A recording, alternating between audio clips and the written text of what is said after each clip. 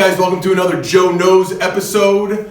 I just got done training. I checked my phone and I got a message regarding the 225-pound bench press rep test. The question was, what is the secret to the 225 test? Is it developing maximal strength or is it developing your muscular endurance? And first I can tell you there really is no secret, although there is a very little known training component when it comes to preparing for the 225-pound bench press rep test. Something that is very overlooked, so you could kind of call it a secret. I'm going to save that for the end of my answer though. Let me start by saying my general answer is, first and foremost, you need to be strong. Even though it is a test of muscular endurance and how many reps you could do, if you are not strong, you will not do well at that test. Maximal strength lays the foundation for all other strengths, including muscular endurance. So just take a simple analogy. If we take a guy who could bench press 405 pounds for one, and another guy whose max is 275, the 405 bencher, when he does the 225 rep test, 225 only represents about 55% of his 1RM. So even if that guy is not considered a good quote unquote endurance guy, he's still going to be able to do a lot of reps because it's only 55%. And most people could do 55% of their max in any given exercise pretty easily. Now take the other guy that only benches 275 for one, and 225 represents over 80% of that guy's max. So you're not gonna perform 20 reps with 80% of your max. I don't care how great your muscular endurance is, it's not happening. All right, it's just gonna be too heavy for you. So that guy who only benches 275, his number one priority in training should be to bump up his max strength.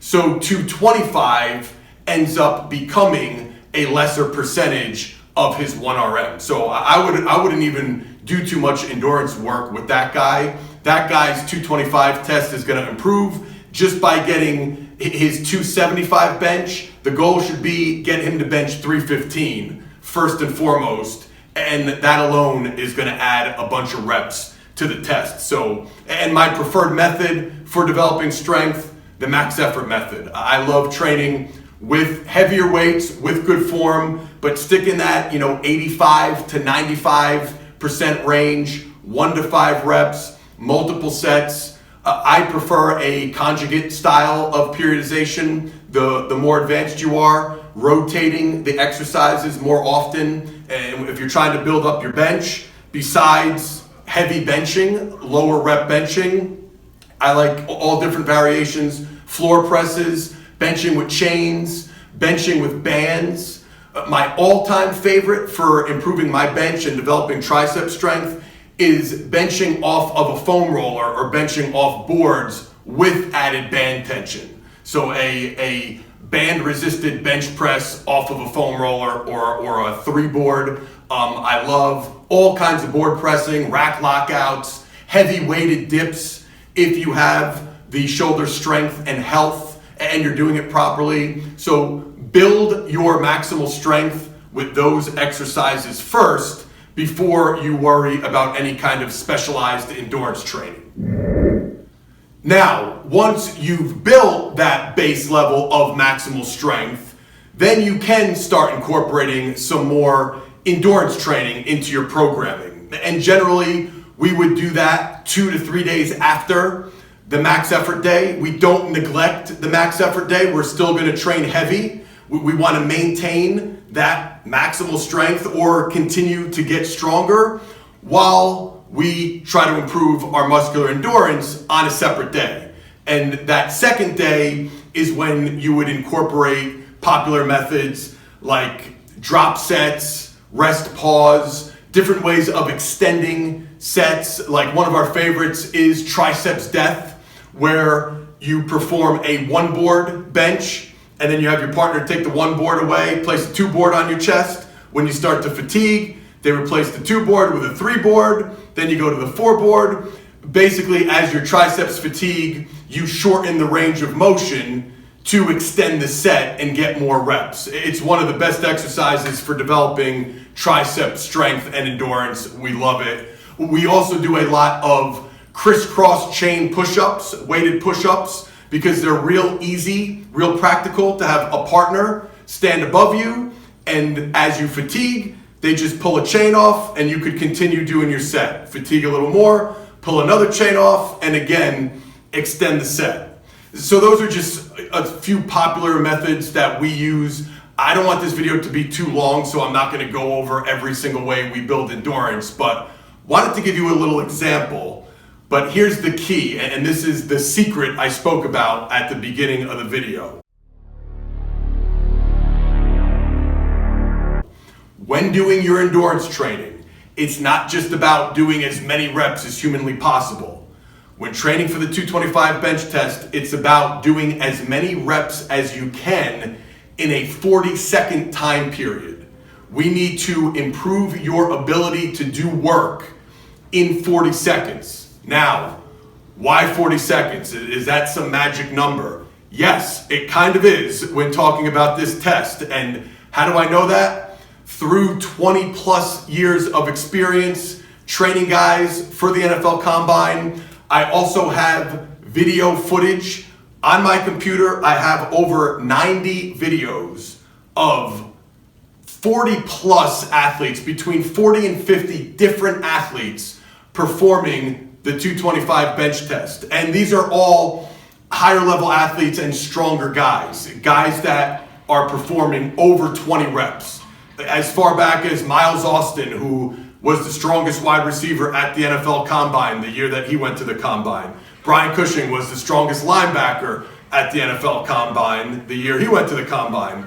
Chris Hogan of the New England Patriots didn't get invited to the Combine, but at his pro day did 28 reps, which was the strongest wide receiver in the entire country that year. So we have some studs on video, and we have experience training some studs, and all of them, 100% of them, and these are all people who performed over 20 reps, all of their sets lasted between 37 seconds and 44 seconds. Whether they did 22 reps or 40 reps, the sets lasted between 37 and 44 seconds. And usually it's right around that 40-second mark. It's like clockwork.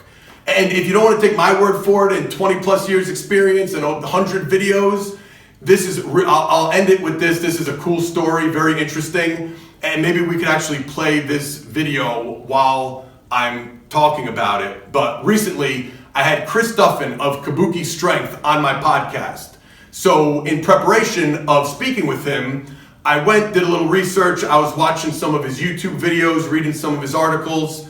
While I'm doing this, a YouTube video pops up of him training at Mark Bell's gym. Shout out Mark Smelly Bell, Super Training.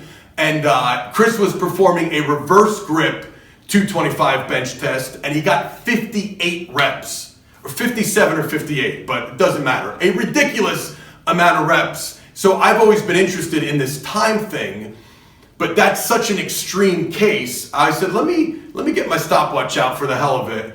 And I timed the amount of time it took him to complete those 57 or 58 reps, 41 seconds. And I even put it side by side. There's an old video on YouTube, it's probably 10 years old at this point, of a college football defensive back that we were training, and he did 225 for 22 reps. So for the hell of it, I put it side by side with Chris Duffin's video, and sure enough, the athlete that did 22 reps finished, that athlete and Chris Duffin, both of their sets ended within 1 second of one another.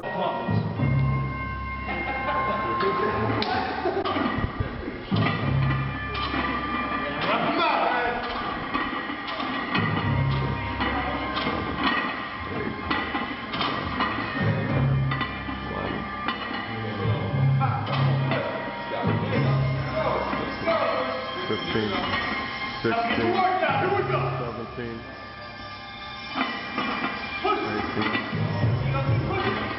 One at a time, one at a time.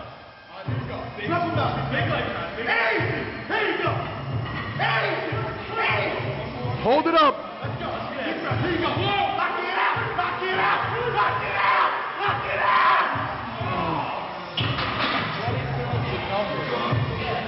Our college football player did 22 reps in 40 seconds. Chris Duffin did 58 reps in 41 seconds. So that just goes to show you it is a time thing. And you ain't got all day, you got about 40 seconds. So you're welcome. Now you will approach your endurance training much smarter.